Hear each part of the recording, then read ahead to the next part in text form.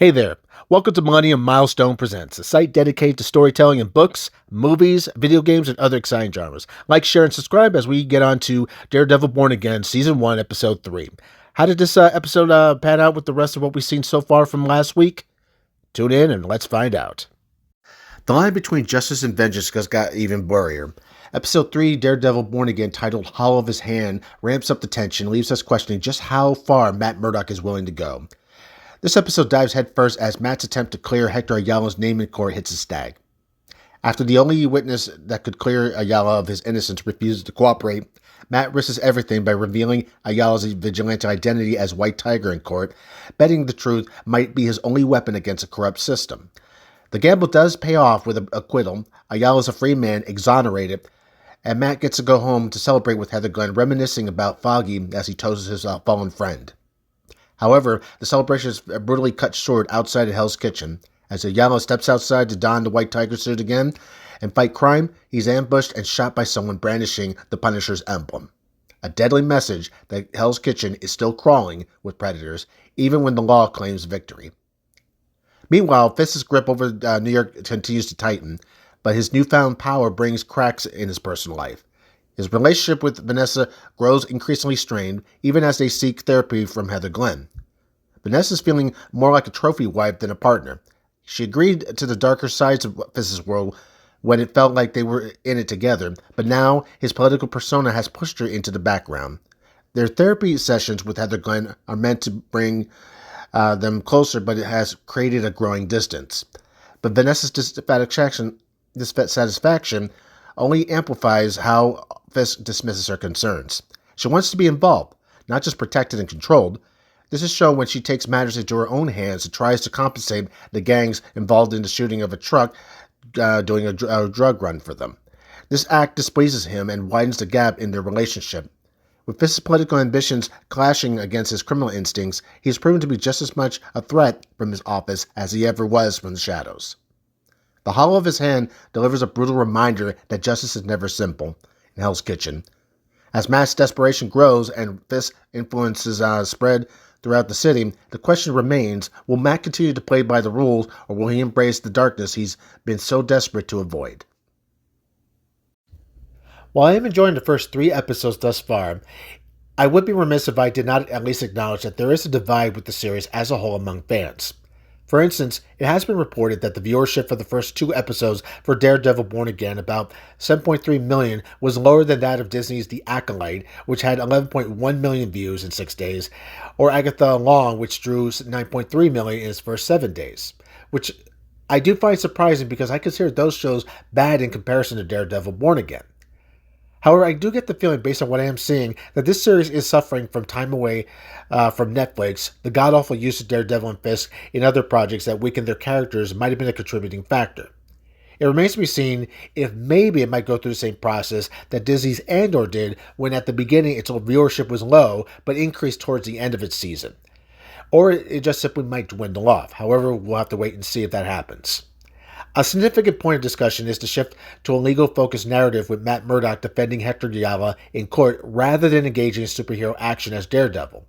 I, being a fan of courtroom dramas, and like some fans, appreciate this change of pace, praising the introspective dive into Matt's character through his legal battle and the moral questions it raises about vigilantism. It also highlights how the episode explores Matt's struggle with his identity and his past as Daredevil, especially in light of his decision to reveal Hector's secret identity as White Tiger, a move that wins the case but leads to Hector's tragic demise shortly after his release.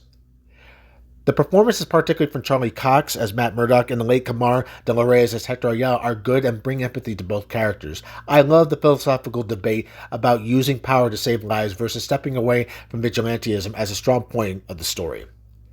However, some fans might find the episode underwhelming compared to the action-packed premiere, describing the courtroom drama as slow or lacking flair.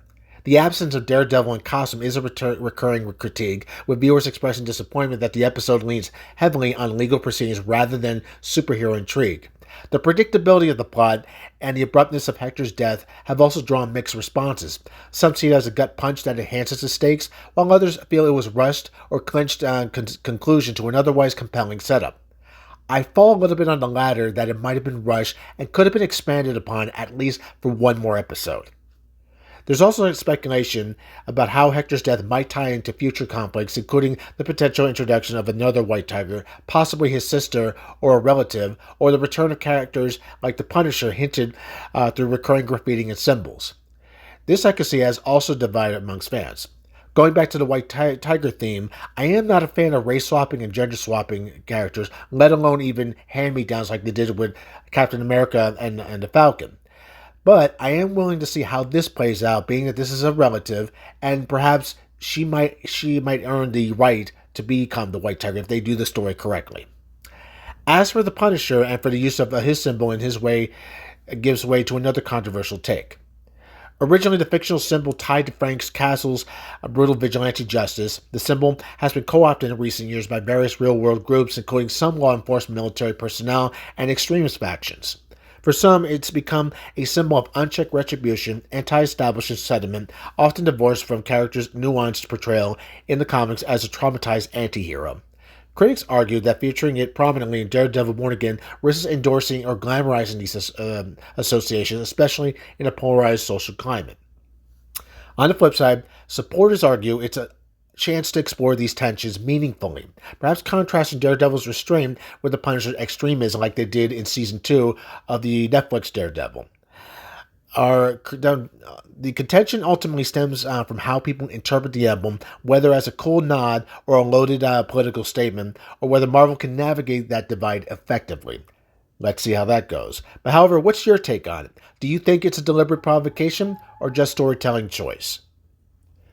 Overall, fans are split between those who laud Episode 3 for its character-driven storytelling and emotional depth and those who feel it would fall short due to its slower pace and lack of action.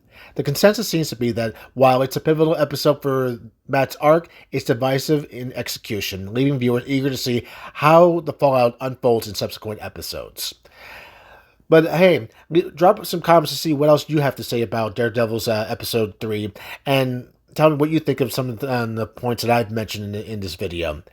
Like, share, and subscribe, and we'll see you in the next one. And you best better believe I'll be back.